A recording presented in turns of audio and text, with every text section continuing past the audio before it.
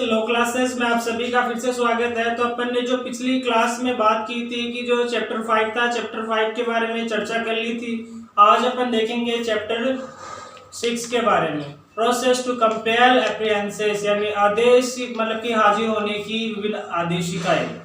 तो इससे पहले चैप्टर स्टार्ट करने से पहले आप सभी से विनती है कि चैनल को अधिक से अधिक लाइक एंड सब्सक्राइब करें। और जो अपने पिछले वीडियो में बात की थी चैप्टर 5 के बारे में, गिरफ्तारी संबंधित उसी में, तो अब अगर आपको वो समझना है तो उसमें 8-10 वीडियो मतलब कि 8-10 वीडियो डाले, उसके वो चैप्टर कंप्लीट हो गया है 10 वीडियो में। और आज अपन बात करेंगे चैप्टर 6 के बारे में। तो चैप्टर 6 देखने से पहले आपको अगर बेहतर समझना है तो चैप्टर इससे पहले इसके 5 चैप्टर को समझिए। तो 5 चैप्टर को समझने के लिए मेरे चैनल को सब्सक्राइब करें और मेरे चैनल पे जाके वो सारी चैप्टर्स देखें। तो अब अपन देखेंगे चैप्टर 6 के बारे में, प्रोसेस टू कंपेयर अप्रिहेंसेस, यानी हाजिर होने की विभिन्न आदेशिकाएं। इसमें ज़्यादा कुछ नहीं बताया गया है लेकिन मोस्ट इम्पोर्टेंट भी है। तो इसमें देखिए कि हाजिर होने की, किसके समक्ष हाजिर होने की, मजिस्ट्रेट के समक्ष हाजिर होने की विभिन्न आदेशिकाएं। तो मजिस्ट्रेट के समक्ष होने के लिए विभिन्न आदेशिकाएं क्यों जारी की जाती है। अब इसका भी एक मेन मोटो तो है ही, क्यों आदेशिकाएं जारी की जाती है, लेकिन इसमें अपन ने पिछले वीडियो में बात कर ली थी शुरुआत में। तो मैं एक बार और इसमें थोड़ी सी चर्चा करना चाहूँगा। तो मजिस्ट्रेट के समक्ष इसलिए हाजिर होता है, या तो व्यक्ति साक्षी होगा यानी किसी का साक्षी के रूप में, या फिर कोई एक्यूज्ड होगा तो उसको मजिस्ट्रेट के समक्ष पेश होना होगा। इसीलिए उसे मतलब कि विभिन्न आदेशिकाएं भेजकर उसे मजिस्ट्रेट के समक्ष बुलाने के लिए कोशिश की जाती है। कई कोशिश शब्द इसलिए लिया क्योंकि मजिस्ट्रेट के समक्ष कई व्यक्ति क्या है कि पेश नहीं होते हैं। तो चैप्टर 6 में कुछ ज़्यादा नहीं, इसमें ये बताया गया है कि तो इसमें हर अगर जो किसी और व्यक्ति को कोई भी समक्ष यानी एक तरीके से समक्ष उपस्थित रहने हेतु विवश करता हो या फिर बाधित करता हो, उसको एक तरीके से मजबूर करता हो, किस लिए, कोर्ट के समक्ष उपस्थित होने के लिए। तो इसमें ओनली यही बताया गया है कि 61 से 619 तक बताता है कि इसमें भी किसी भी व्यक्ति को कोर्ट के समक्ष हाजिर करने के लिए, विवश करने के लिए बहुत से तरीके अपनाए जाते हैं। पहला, अगर वह समन से मानता है तो उसको समन भेजिए, अगर वह समन से नहीं मानता है तो वारंट से तलब किया जाता है। The legal language which is conducted in the court, यानी the legal language which is conducted in the court, तो इसमें तलब करना, बुलाना, अगर उसकी आवश्यकता है यानी किसके रूप में, साक्षी के रूप में, तो उसको बुला लो, तो उसको बुला लो। तो इसमें यानी the legal language conducted in the court, यानी साक्षी के रूप में ही तो बुलाएगा उसको। तो इसमें कोर्ट की कार्रवाई उससे आसानी हो सके और इसको यानी कि तलब किया जा सके। और वह प्रोसेस समन भी हो सकता है और वह गिरफ्तारी वारंट भी हो सकता है। अगर वह व्यक्ति गिरफ्तारी वारंट से नहीं आए तो फिर कोर्ट उसके संबंधित घोषणा जारी कर सकता है। आप पर्टिकुलर समय में आप कोर्ट के समक्ष पधारे और अन्यथा आपके खिलाफ कानूनी कार्रवाई की जाएगी। यानी व्यक्ति फिर भी नहीं आता, यानी कि इत्यादि ये सभी हथकंडे अपनाने के बाद भी फिर व्यक्ति नहीं आता है और उस व्यक्ति को फिर भी नहीं आता है तो उसकी संपत्ति को कुर्क कर लीजिए ताकि वह व्यक्ति किसी भी सूरत में कोर्ट के समक्ष उपस्थित हो। तो एग्जीक्यूटिव यानी एक तरीके से उदाहरण के तौर पे लीजिए, किसी भी अपराध को कारित करने के पश्चात कोर्ट का उद्देश्य ये होता है कि जो भी व्यक्ति जिसने अपराध किया है, या तो वह अपराधी फिर उससे या संबंधित साक्षी हो या कि उसे इन्वेस्टिगेशन में क्या कर सके, हेल्प कर सके, उसको किसी भी तरह क्या करना हो, कोर्ट के समक्ष उपस्थित करो ताकि ट्रायल में क्या मिल सके, मदद मिल सके। दिस मोटो ऑफ यानी trial conducted by the any judicial officer of any executive magistrate. तो इसमें एक बार और देख लीजिए, यानी मजिस्ट्रेट के समक्ष पेश क्यों किया जाता है, यानी या तो साक्षी होगा या अक्यूज्ड होगा। तो इसीलिए क्या है कि उसको मजिस्ट्रेट के समक्ष पेश करना होता है। तो सबसे पहली कंडीशन, फॉरमोस्ट पहली कंडीशन ध्यान रखना है कि उसको समन भेजेगा, क्या करेगा, मजिस्ट्रेट साहब समन जारी करेगा उस पर। अगर वह व्यक्ति समन से आ जाता है तो ठीक है, अगर वह समन से नहीं आता है तो फिर उसको क्या किया जाता है, यानी वारंट से इत्तलब किया जाता है। क्या किया जाता है, वारंट से इत्तलब किया जाता है। क्यों, क्योंकि वह समन से नहीं आया, और वारंट से भी वह व्यक्ति नहीं आता है तो फिर उसको क्या की जाती है, उसकी कोर्ट के द्वारा उद्घोषणा जारी की जाती है। अब आपको उद्घोषणा शब्द का मतलब कि मीन्स क्या है। उद्घोषणा यानी प्रोक्लेम्ड, प्रोक्लेमेशन, एक तरीके से प्रोक्लेमेशन, प्रोक्लेमेशन यानी उद्घोषित अपराधी।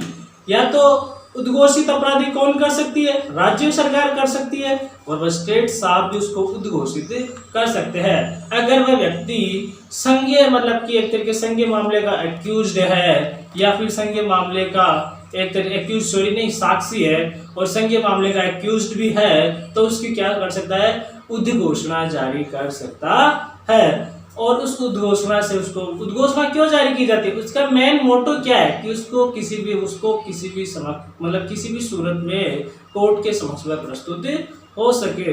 अब मान लीजिए वह व्यक्ति उद्घोषणा के पश्चात भी नहीं आ रहा है, उद्घोषणा के पश्चात भी कोर्ट के समक्ष प्रस्तुत नहीं हो रहा है, तो ऐसी स्थिति में कोर्ट क्या करेगा, लास्ट फॉरमोस्ट कंडीशन है उसकी संपत्ति को कुर्क कर लेगा। अब संपत्ति को कुर्क क्यों जा रही है, क्यों की जा रही है, क्योंकि संपत्ति को कुर्क इसलिए किया जा रहा है, वो कोर्ट का ये मतलब नहीं है कि उसकी संपत्ति को बेवजह संपत्ति कुर्क की जाए, उसका यही मेन है कि वो किसी भी हालत में कोर्ट के समक्ष उपस्थित हो, जिससे क्या है कि उस इन्वेस्टिगेशन में मदद मिल सके, या फिर उस कोर्ट का जजमेंट मतलब इस केस का जजमेंट जल्दी से जल्दी आ सके। तो ऐसी स्थिति में उसकी संपत्ति कुर्क की ली जाती है। अब संपत्ति कुर्क किए मतलब कि करने के बाद क्या है कि वो व्यक्ति ना तो संपत्ति खरीद सकता है ना बेच सकता है, इसलिए वह उसको क्या है कि बाधित यानी एक तरीके से संपत्ति कुर्क करने के बाद वो किसी भी तरह का कार्य नहीं कर सकता है। अब मान लीजिए वह व्यक्ति संपत्ति कुर्क करने के बाद भी कोर्ट के समक्ष उपस्थित नहीं हो रहा है, संपत्ति कुर्क कर ली और फिर भी वह व्यक्ति कोर्ट के समक्ष उपस्थित नहीं हो रहा है, तो फॉरमोस्ट लास्ट कंडीशन है कि उसको क्या कर दिया जाएगा, दिवालिया घोषित कर दिया जाएगा। किसके द्वारा, कोर्ट के द्वारा उस व्यक्ति को क्या कर दिया जाएगा, दिवालिया घोषित कर दिया जाएगा। तो यदि फ्रेंड्स निम्न आदेशिकाएं जिनके द्वारा कोर्ट क्या है कि किसी भी साक्षी या एक्यूज्ड को कोर्ट के समक्ष उपस्थित होने के लिए मतलब कि आदेशिकाएं जारी करता है। तो अब अपन आगे देखेंगे कि इसमें क्या बताया गया है। अब अपन एक एक के बारे में विस्तृत चर्चा करेंगे कि हर एक जो समन है वो कौन से सेक्शन के तहत जाता है, कौन से मतलब कि वारंट कौन से सेक्शन के तहत मजिस्ट्रेट जारी करता है, तो इन सभी को अपन एक एक समझेंगे। तो फर्स्ट इसमें बताया गया कि समन 61 से 69 तक इसका विस्तृत वर्णन है, समन का विस्तृत वर्णन है, यानी जो 61 से लेके 69 तक ओनली समन का ही विस्तृत वर्णन दिया गया है। और वारंट यानी गिरफ्तारी वारंट से बुलाया जाता है तो 70 से 81 तक इसका मतलब वर्णन है। 70 से 81, 61 से कहाँ तक 69 तक किसका है समन का, 70 से 81 तक किसका है वारंट। यानी इन सभी को भी आगे चर्चा करेंगे, यानी समन कैसे भेजा जाता है, कौन लेके जाता है, इसको कैसे किसी व्यक्ति से मतलब कि समन भेज के उसे कैसे प्रमाणित किया जाता है कि आपको समन मिल गया, इत्यादि सभी प्रक्रियाएं अपन आगे देखेंगे। तो एक बार इसका मोटा मोटा रूप देख लेते हैं कि 61 से 70 तक क्या है समन, और 70 से 81 तक क्या दे रखा है वारंट। अब तीसरा आता है प्रोक्लेमेशन यानी उद्घोषणा। 82 में क्या दे रखी है उद्घोषणा, ओनली 82 में एक ही सेक्शन में 82 में क्या है उद्घोषणा प्रोक्लेमेशन। प्रोक्लेमेशन 82 में अपन पढ़ेंगे, तो प्रोक्लेमेशन क्या होता है इसकी विस्तृत चर्चा 82 में अपन करेंगे। अब थर्ड बात आती है, क्या आती है attachment of property, attachment of property 83 से 86 के अंदर अटैचमेंट ऑफ प्रॉपर्टी बताया गया है। अब तीसरा आता है वारंट इन द लीव और द एडिशनल। इसका अर्थ होता है कि समन के स्थान पर अतिरिक्त वारंट जारी करना। एक तरीके से वही प्रक्रिया सेम प्रोसेस है, यानी समन से नहीं मानता है अगर व्यक्ति तो उसे वारंट से तलब किया जाता है। अब तलब का अर्थ क्या होता है पता होना चाहिए, यानी तलब का अर्थ होता है कि उसको कन्विट कर लीजिए, मतलब कि बुला लीजिए। किसके समक्ष? कोर्ट के समक्ष। कोर्ट के समक्ष बुला लीजिए। तो अब अपन इसके बारे में देखेंगे। सबसे पहला से आता है जो 61 से लेके 69 तक बताया गया था, किसके बारे में? समन के बारे में। तो 61 से 69 तक समन के बारे में बताया गया था। तो समन के बारे में विस्तृत चर्चा करने जा रहे हैं कि समन क्या है। समन किनको भेजा जाता है? या तो कोई एक्यूज्ड हो या कोई साक्षी हो। अब इसकी क्या प्रक्रिया है, अब ये देखिए। समन फर्स्ट फॉरमोस्ट बात आती है कि समन लिखित होना चाहिए, कोर्ट के द्वारा लिखित होना चाहिए। क्या होना चाहिए? एग्जाम में क्वेश्चन आ जाए कि समन किस रूप में होना चाहिए, तो आपको उसी आंसर पे टिक करना है जहाँ पे लिखित शब्द हो। क्या है कि समन लिखित होना चाहिए, मतलब कि मौखिक नहीं चलता है। अगर के मान लीजिए किसी व्यक्ति को बोल के भेज दे कि आपको कोर्ट के समक्ष उपस्थित होना है, ऐसे नहीं माना जाता है। तो उसको क्या होना चाहिए? समन को लिखित जारी करना चाहिए। अब दूसरी बात आती है कि समन 2 कॉपीज यानी 2 कॉपीज में जारी होना चाहिए।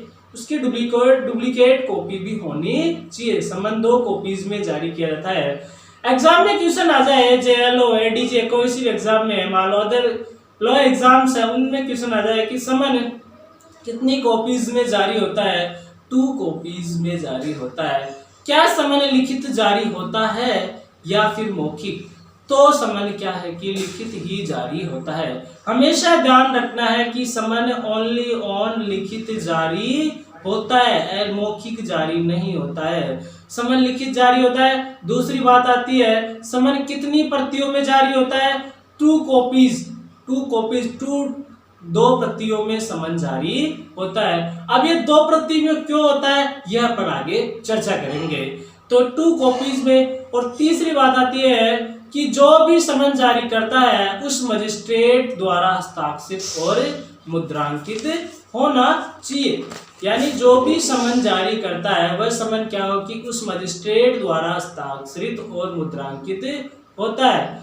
तो यह मजिस्ट्रेट द्वारा हस्ताक्षरित और मुद्रांकित होना चाहिए। और 3 यानी विशेष जो रबड़ की जो स्टाम्प होता है, वो जो गोल मुद्रा होती है वह क्या है कि पर्टिकुलर न्यायालय की अलग अलग बनी हुई होती है।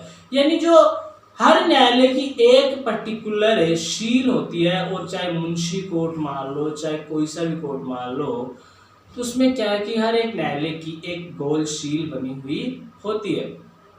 जज साहब की अलग अलग सीलें बनी हुई होती है। वह क्या है कि उनको सिग्नेचर के पश्चात ही सील के बाद उसके गोल सील लगती है। यानी जो जज साहब के सिग्नेचर के पश्चात ही गोल सील लगती है, पहले वो गोल सील नहीं लगा सकते कोर्ट की। सबसे पहले जज साहब के सिग्नेचर होंगे, यानी वो जारी कर रहा है, उसके पश्चात ही उस पे क्या है कि उस पर्टिकुलर कोर्ट की क्या है कि सील लगती है। चाहे वो कोई से सभी कोर्ट की सील होती है, एसीजेएम हो कोई से भी मजिस्ट्रेट हो, सबकी क्या है कि एक गोल सील होती है। एसीजेएम डीएम जेएम मतलब कि जितने भी हो, डीजे जितने भी है, उन सब की एक पर्टिकुलर सील होती है। और इसमें कोई ज्यादा नहीं बताया गया है कि एक तरीके से, और एक सील जैसे जज साहब ने उस पे सिग्नेचर किए और उसके नीचे कोर्ट की सील होती है। यानी जो जज साहब जो सिग्नेचर करते हैं उसके नीचे क्या होती है? कोर्ट की सील होती है। कोर्ट की सील होती है, उसके नीचे कोर्ट की सील होती है। बार बार बोल रहा हूँ कि सिग्नेचर के नीचे ही कोर्ट की सील होती है। किसके नीचे? सिग्नेचर के नीचे ही कोर्ट की सील होती है। तो अपन आज इस वीडियो में इतना ही चर्चा करेंगे। और सेक्शन अगर मेरे को लगता है 61 से 69 तक किसके बारे में? समन तो अपन ने 61 चर्चा की। 61 में क्या देखा? 61 में देखा कि समन कैसे जारी होता है।